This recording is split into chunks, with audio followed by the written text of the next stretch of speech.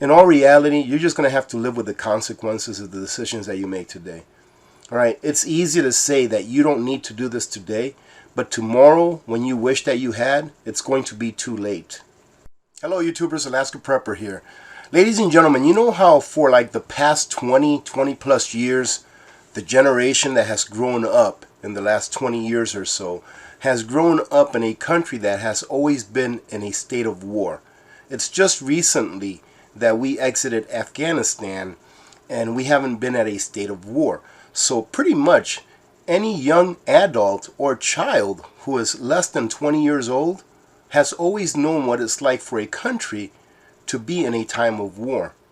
Well, we're going into a new time when decades from now, people will be talking about how this time was a time of scarcity, was a time of shortages, was a time of people wondering when the shelves were going to be stocked with those things that they normally get. Now, I'm not here telling you that all shelves across the realm are bare, but this is being experienced in many places. And here in Alaska, we are now getting a little bit of that as well. Bad weather and rising Charlie Victor cases contribute to some empty shelves in Alaska grocery stores. And you know what, ladies and gentlemen, some people have told me in the past, via comments and emails, that Alaska is really not a great place to be if the SHTF, because we do import an awful lot of things. And what I've used to contest that is that in Alaska, the ratio of people to land is very low, meaning that Alaska is the largest state in our nation and it has the fewest number of people. There's around 700,000 people, give or take a few thousand in Alaska, and Alaska is the largest state. And of course, we have a lot of wildlife, and although our growing season is pretty limited, we have very good soil to be able to grow food in. It's just a matter of actually learning to do it and being willing to do it before you need to do it in order to survive. That's why I've been trying to learn a little bit more every year about how to be a better gardener, right? And eventually I may have to take out my 308 and go on that hunting trip that Billy's always encouraging me to go on. So let's read on and let's see what they have to say about Alaska. Alaska grocers are scrambling to refill shelves after winter storms closed roads and affected ports in Washington state. So you see, it doesn't always have to be your state that's in despair, that something's wrong in. Another state's problems can very easily become your problem, leading to reduced shipments of milk, eggs, frozen food, and other items delivered to Alaska by container ships across the Pacific Ocean. Rising health crisis counts are another factor affecting food production and distribution. While Anchorage grocery shelves remain mostly stocked in recent days, spot shortages left refrigerated sections at some stores largely barren of essentials, especially eggs, juice, dairy items, and produce, along with some frozen foods. By Tuesday, some sections remain bare or partly empty. You know what, ladies and gentlemen, I often wonder how many times people have to be told what's coming down the line before they actually act. Because when you take a look at this picture of these bare shelves, it tells you that people were not prepared. That is what that signifies to me. When I go into a store and I see bare shelves because they were just wiped out, because there's a storm coming or for whatever reason, it just tells me that people were not prepared. And unfortunately, they don't take advantage of this learning experience to better prepare for the future, just in case anything happens. Every Sunday and Tuesday, container ships with Matson and Tote Maritime typically reach the port of Alaska and Anchorage. They deliver most of the supplies sold in the state after a nearly 3-day journey from the port of Tacoma in Washington. And look at this.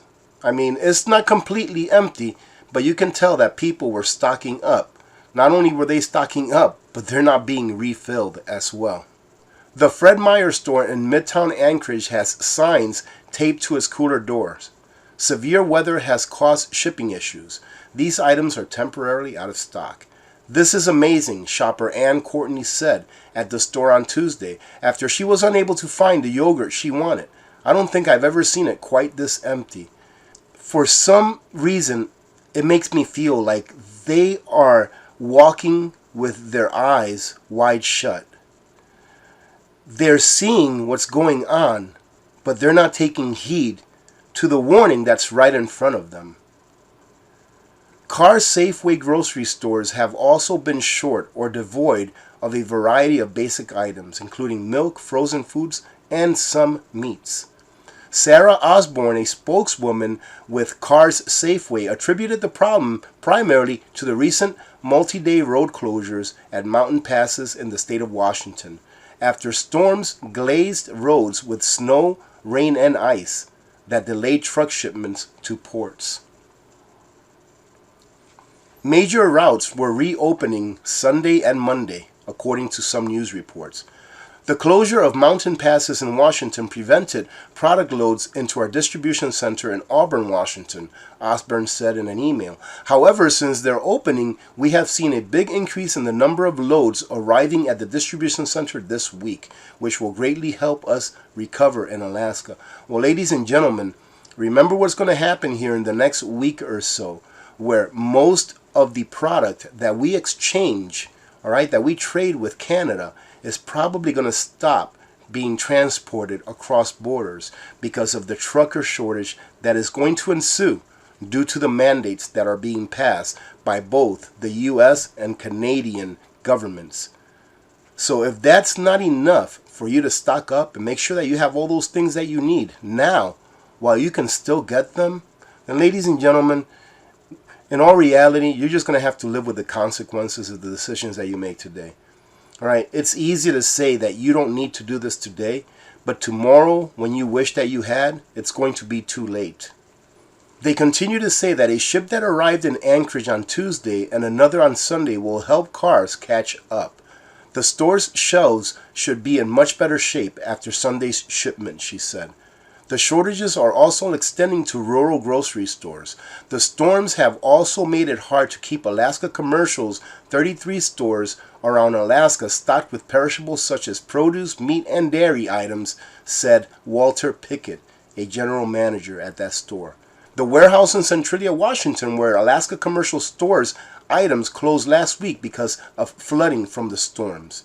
During this health crisis, shoppers have become accustomed to unexpected shortages of all kinds of items caused by supply chain disruptions as the illnesses has hit workforces and shut down factories.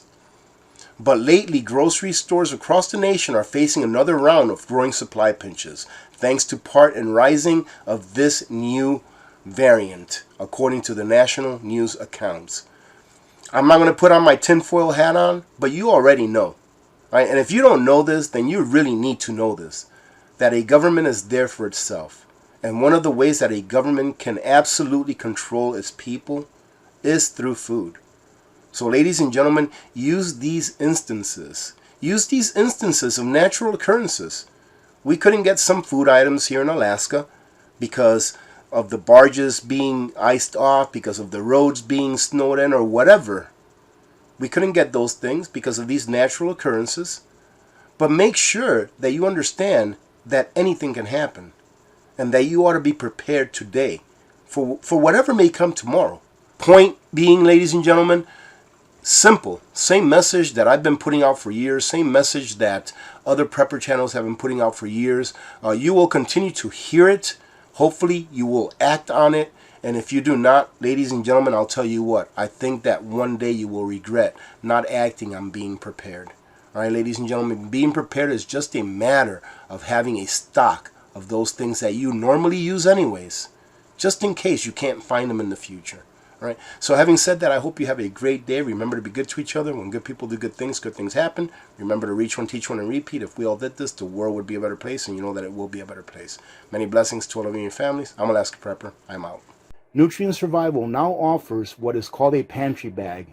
And although you have an option of packaging now, the The product inside of the number 10 cans and inside of these pantry bags are exactly the same. It's just a different packaging. So why did Nutrient Survival decide to go with a different packaging? Well, for a couple of reasons. These pantry bags are specifically for those of us who eat Nutrient Survival on a regular basis. They are still able to be stored for long term, but since the pantry bags are constructed of a thick mylar material and not metal, the shelf life for the pantry bags is 15 years instead of the 25-year shelf life that the number 10 cans offer. Now here is where the money savings comes in, ladies and gentlemen. In order to promote this new item, Nutrient Survival has put together a bundle that they call the 2-week Jumpstart Kit. This kit includes a triple mac cheese, hearty lasagna, southwestern medley, hearty apple cinnamon oatmeal, creamy chocolate shake, maple almond grain crunch, and the peanut butter bars, which are included at no cost with this bundle. After doing some math, if you were to purchase this exact same kit at the same price that you would pay for the number 10 cans, you would be paying about $25 more for the same amount of servings of all of the products offered in this kit. So pretty much, ladies and gentlemen, if you were to buy the exact same amount of product, the number 10 cans, you'd be paying about $25 more. And not only are you saving $25 by purchasing the pantry bags, but since Nutrient Survival is giving away the peanut butter bars with this purchase, you save an additional $35 for a total of $60. And we can't forget about my AP10 code, ladies and gentlemen. If you use my link combined with the AP10 code at checkout, you will save an additional 10% or $26 off your purchase price for a total of $86 in savings. I think that's awesome. And that equals to about 29% in savings should you compare it to buying number 10 cans, ladies and gentlemen. I hope that you take advantage of this awesome savings because this is a great savings. So whether you're digging in or bugging out, you don't just survive an emergency situation, you thrive in it. Nutrient Survival. Feed your freedom.